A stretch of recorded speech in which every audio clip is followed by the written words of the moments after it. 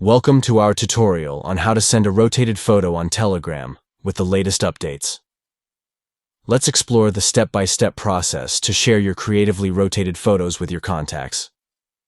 To begin, open Telegram on your Android device to start the photo sharing process. Navigate to the chat where you wish to send the rotated photo to continue with sharing. Tap on the attachment button located at the bottom of the chat interface to access the various media sharing options. Select Gallery from the menu to choose an existing photo from your device's gallery. Once you've selected the photo, you will be presented with the option to edit it before sending. This step allows you to customize the photo to your liking. Utilize the crop and rotate tools within Telegram to adjust the orientation of the photo as desired, ensuring it is perfectly aligned. After rotating the photo and making any desired edits, you can add a caption to further personalize the message. Then, tap the Send button to share the rotated photo with your contact. By following these simple steps, you can easily send creatively rotated photos with captions to your friends and connections on Telegram.